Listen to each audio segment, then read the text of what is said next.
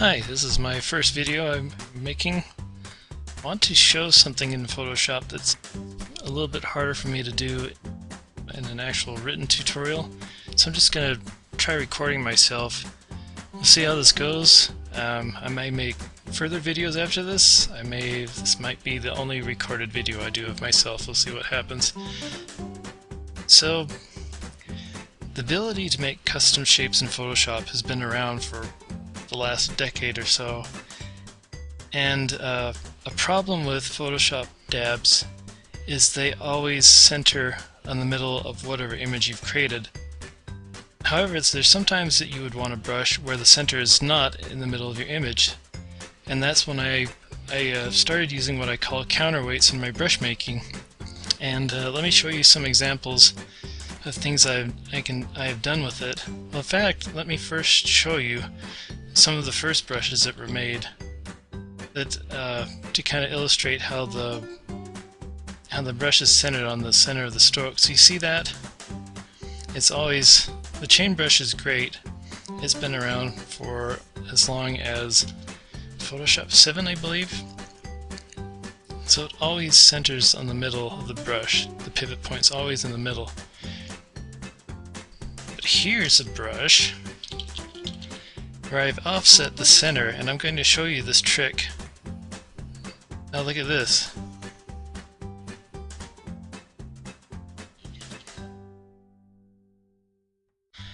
Now this is one brush, there's only one leaf,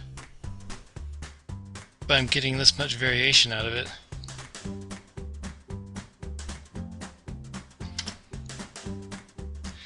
So go back to that chain brush that we saw earlier. The pivot point's right in the middle. Here's a different chain brush that I've made. Now the pivot point is in a slightly different area. That's actually not the best example. Photoshop still has some limitations with its brushes, but we try to do what we can with it. Now you notice, let me show you this. The point's on this side, it's on this side, now it's on this side, now it's on this side, and all through the middle we're still linking right around, all the way around. So let me show you really quick how I build one of these. I guess this as a simple illustration, let's do something like this. We will make a really simple brush. Let's just make a line and let's select it. Let's go up here to edit, define brush preset, and we're not going to name it yet. Let's create a new layer over here, and we will deselect this. We will fill this layer with white. Now, here's a brush that we just created. That's what it looks like, the default. So it's not turning, it's staying straight up no matter which way we turn the brush. So let's go to Shape Dynamics. Let's go to I can't remember which one it is. It's direction. Okay, so now you see what's going on.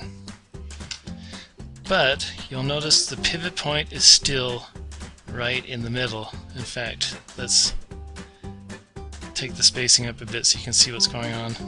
Let's take it quite a bit further up. Okay, see what's happening? The pivot point is still right in the middle. So how do we get around that? Let me show you. You just created a new layer. And let's go back to our hard round brush. I'm actually going to take the shape dynamics off so we get one even width across the whole thing. Okay, so this is the brush, and the problem we had is the pivot point's always in the middle. So this is how you can offset it. Let's control click the thumbnail, make a selection of it. See that? Then we'll go up here to select, transform selection. Now transform selection is a little bit different than regular transform. This is just transforming the selection, it's not actually transforming the object. And the nice thing about transforming the selection is it gives us that center pivot point. What we want to do is we want to put that right about where we want the thing to turn. So right about here, hit enter, Now let's create a new layer. Now let's go down here to this edge and let's create just a little opaque mark. That's all we need to do. Deselect it. Now let's zoom way in. Let's use our marquee tool. And let's select everything and delete it except for one little tiny pixel. Let's do this one since it's the most opaque one. Now let's go up here to layer and let's move that opacity down to something like 10%, so it's barely there. In fact, if we zoom all the way out, you're not even going to be able to see it because it's so small. In fact, I think I've probably lost it. Oh, there it is. Okay, so now I'm going to, since this guy is so small, I'm just going to draw a marquee around him and then zoom out. So look how small he is. Let's go up to transform selection again. And then let's stretch this all the way out to as tall as this guy is and as wide he is. Now, let me tell you something else about Photoshop brushes. Is it will only select any black or gray within that selection. So if I have nothing else, if it's just white around the whole thing, it's not going to matter if my transform selection looks like this, because it's still only going to select that and it's going to put the middle point in the middle.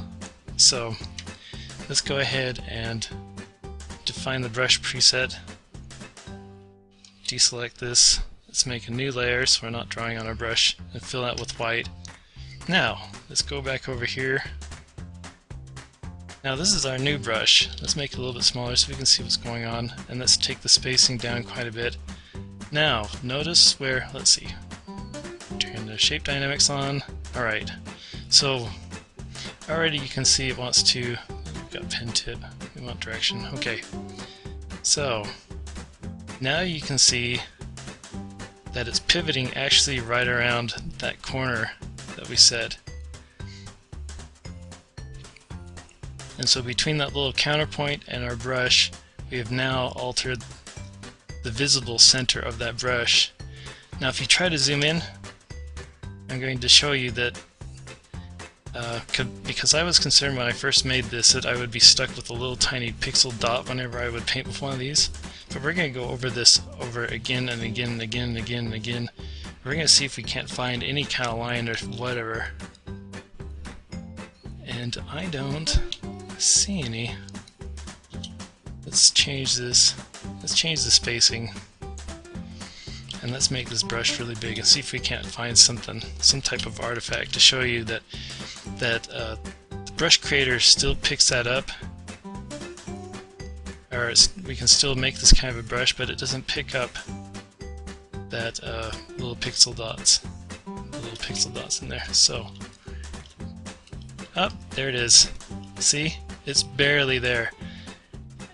And honestly, after you're done painting, there'll be so many different little bits of color and pixels that you won't even notice it at all. And honestly, if you noticed how often I went over that thing, you would really have to layer it on to even get that many dots. So from there, let's go and let's build a different kind of brush. Let's collapse all this stuff so we don't have to deal with it. Okay, let's make a new layer. Let's make this chain offset brush. Let's use our hard round brush again. Okay, first let's define chain brushes are created with two bits. There's the part that looks like it's sideways towards your eye, and then there's the other part which is like it's facing you, like you can see the actual link. So I've got one layer for the side view, create another layer for the side that's facing us. Now let's go in and let's create, and let's make it look like this. And we want this to be a point. We want this up here to be another point. So what this link will actually link into this part here. Now let's do something really funky. Let's put this way out here. Let's put this way out here. And this is kind of sloppy looking because I want to do this as fast as I can. And you want to make sure that this shape, when it's mirrored, or when it's what's that called? When I've stamped like several in a row, that this will actually link into that part. So I'm actually going to transform this and just double check that they're about the same length. Looks like they're not, so we're going to do that. And do that just to make it a little bit smaller. And let's move this, oops, up here. And then we'll paint back over the top of it just to kind of make the thickness equal again.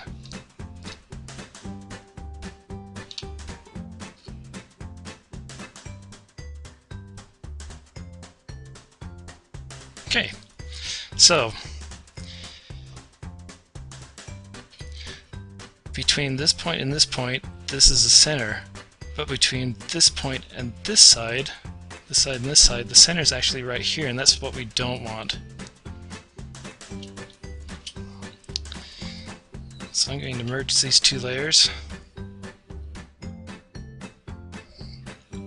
Now we're going to click on this thumbnail, control click to make a selection out of it. Going to go up to select, transform selection. Now once again, notice the center part right here, not this selection mask, notice this center part here, that's the middle of your transformation. That will tell you the exact center of whatever you're transforming. So let's put that right here because we want the center of that side view link to be right in the middle. Let's make a new layer. Turn on our hard brush again, and let's find somewhere along here is probably the widest area. And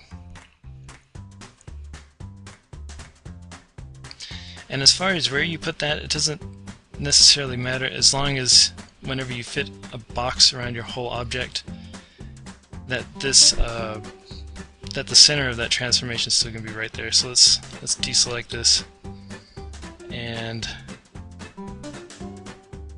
just for the sake of illustration, I'm going to merge these two layers, but I'll merge them back again. Now we'll go up to where is transform? Yeah, I use these hotkeys so much I don't even remember anymore. So I'm just going to use my hotkeys. You can find out where it is doing a Google search or something. Okay. So if you wanted this to be then the center of your object, this black could actually be anywhere along this whole length because it still fits in within this box and the center point's still there. If that makes sense. If you put it over here, it's not going to work because that's not going to be your center anymore. Okay, so let's undo this. So it's two different layers. Let's go in once again with the marquee tool.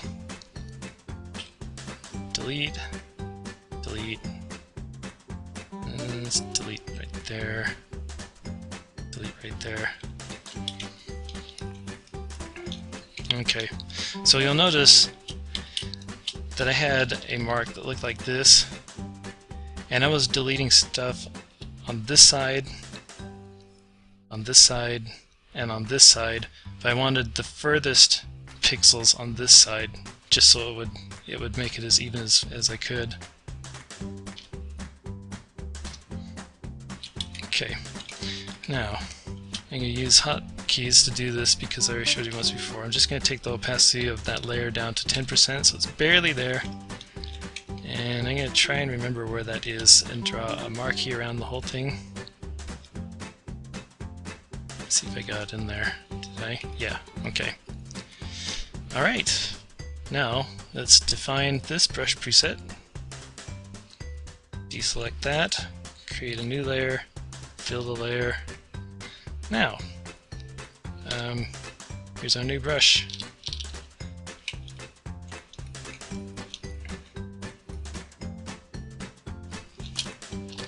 Okay, so this is what your new brush looks like.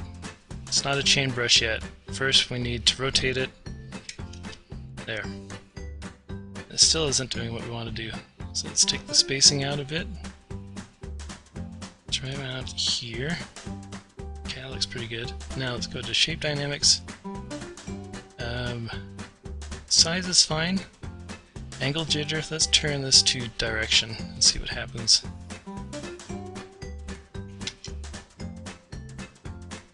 That looks pretty good. Now, notice that that odd link is still on one side of your brush. If you, I can't remember if it's Y. No, it's not Y.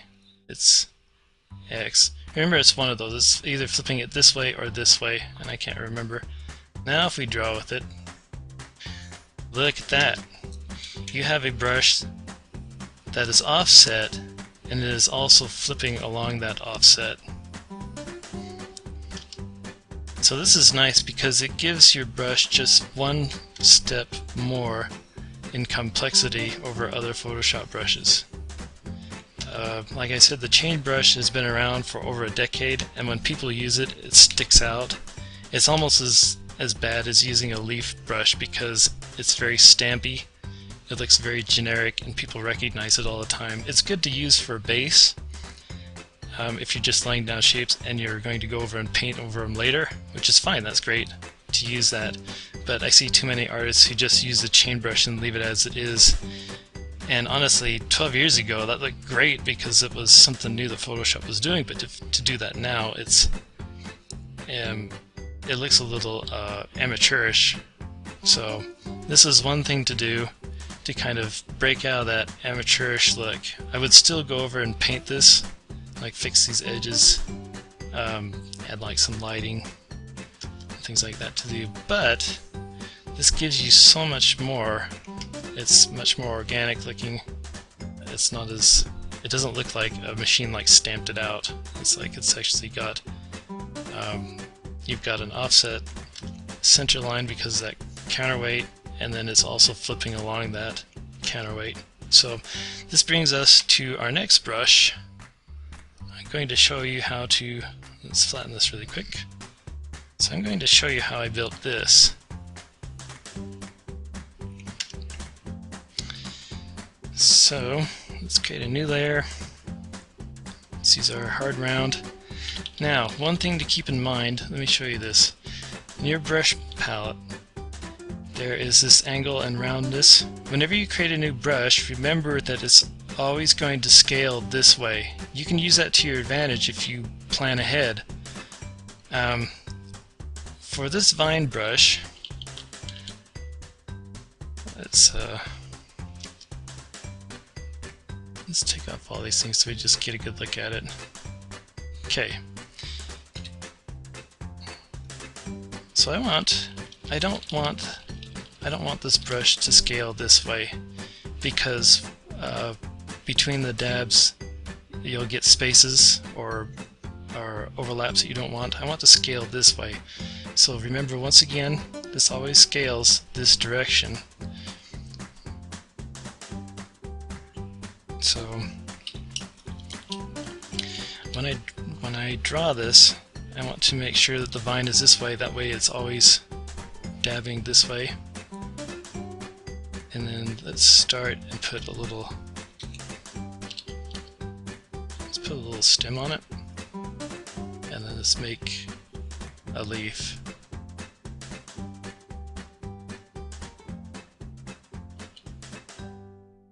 And I'm doing this really kind of quick and messy because I want to show you how it's done.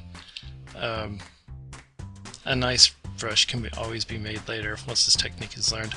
Okay, so there's our vine brush, and it looks like I made a mistake. That layer has white in it. We can't do a transform selection as easily.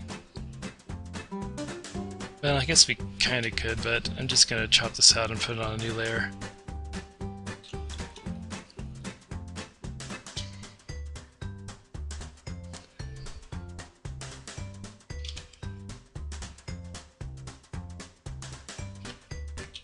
Don't want that one. Okay, so I'm going to use the hotkeys Control-C to copy, and I'm going to use Control-V for paste. So that's pasted on a new layer. I'm going to delete the layer that's underneath by dragging that to the garbage can. So there's our leaf. It's kind of a little pixely, but it's alright. So let's go back to that, go up to, actually control click the thumb, and then we go up to select, transform selection. Now once again, let's put this right in the middle where we want that to actually be pivoting. Hit enter, create a new layer, use our round brush, fully opaque brush, and this is a whole line. We can put that anywhere we want, and just for the sake of cleanliness, let's just put it right there. Deselect it, go into the marquee tool, which is the square selection tool, go in there and select everything, delete, delete, and then leave the farthest pixel from our brush. Okay, now let's go up to the opacity of that layer with our counterpoint, take that down to 10%. It's barely there. I'm going to have to guess again. Use our marquee tool to draw a selection around that and our brush. Now your counterpoint could actually be on the same layer, but I found it's harder to erase down to a 10% instead of just making a new layer and taking the opacity down to 10%. So that's why I make an extra layer, so I have better control. I know exactly how opaque I'm making it. I found before when I would make brushes and would try to erase it down, a lot of times I would end with counterweights that would be more opaque than what I actually want them to be. Where this way I have absolute control over it. I can make it as transparent as I want, and I found that 10% is pretty good. I haven't really experimented to see if I go down to 5%, but it's barely even noticeable at 10%, so it doesn't really matter. So now let's go up to Edit, define brush preset. Okay, let's deselect this, create a new layer, fill it with white. Now to fill it with white, I'm actually filling it with the background color, and that's white, and I'm hitting Control Backspace. I'm on a PC. I don't know what it is for a Mac. Okay, let's go down here to our brush presets. Here's a brush we just created right there.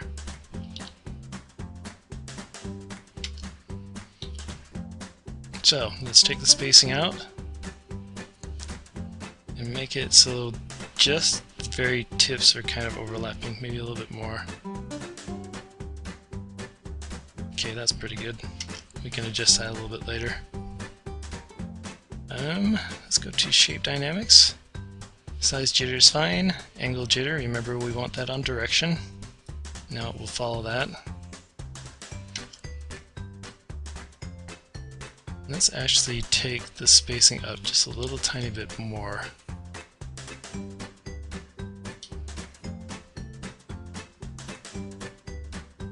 Now I think I've made the vine part probably a little bit longer than I actually needed to. You can see it because it starts to segment a little bit. But that's something that can always be edited later. You can go back in and create a new brush if you haven't deleted your original drawing, and you can make that shorter. Now, remember in the Shape Dynamics, if you go down here to Flip Y, and flip X, and I've actually done both because if you do one, it flips it on either side, and I've actually done this so it will flip the leaves just on one side, so you'll notice you have one facing to the left, one to the right, another to the right, another to the right, another to the left. So I'm actually turning both of them on, and now we get, did I turn them both on? Yeah, okay. Yeah, and that's the problem with having a vine that's too long is your leaf spacing. To make sense, your leaf spacing will be further apart too. Let's make that down just a little bit.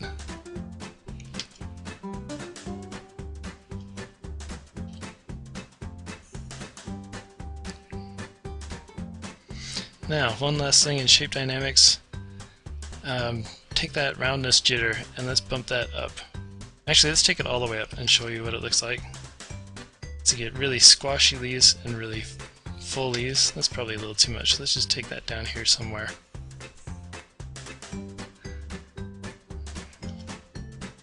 Now, you'll notice that you have regular long leaves, you have short leaves, you have leaves facing to the left, you have leaves facing to the right, you have leaves on one side of the vine and leaves on the other side of the vine. And just for the sake of showing you what happens, let's take the spacing down quite a bit more. And that actually doesn't look too bad, really. Okay, we're getting a little twiggy, but that actually, you know, I kind of like that texture.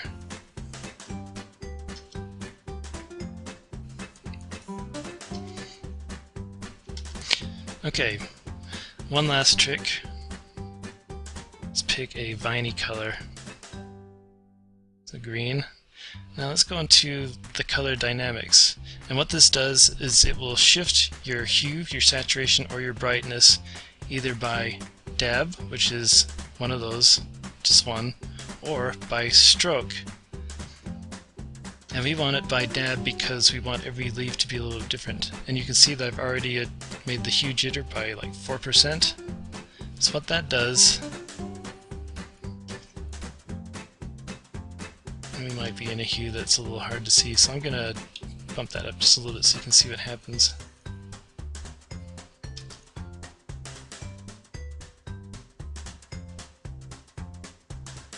Oh, I had that by stroke. Here's by tip. Okay, so now you can see what's going on. You see that color shift? Let's bump that up just a little bit more so you can see what's going on. Okay, that's really too much, but you get the idea that every single paint daub that's being placed is a different color, and it's a variation of that original hue that you selected. So it's actually, I usually like this to be about a 4% shift. 4 or 5% depending on what the saturation or brightness is. And so when they're painting, here's what's happening now, is you're getting variations in length, you're getting variations of which direction the leaves are facing, you're getting variations on which side of the vine the leaves are, and you're getting variations in what color each leaf is.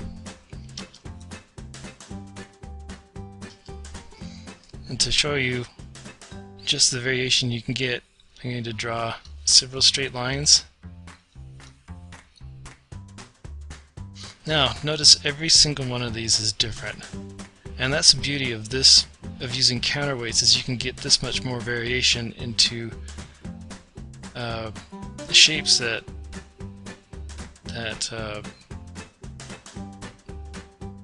you would paint along a stroke, like vines or like chains or things like that. I hope you've enjoyed this video, that you've learned something new. It'll be able to help you in your own processes, maybe spark some ideas of other ways you can use a counterweight in your Photoshop brush making. Thank you.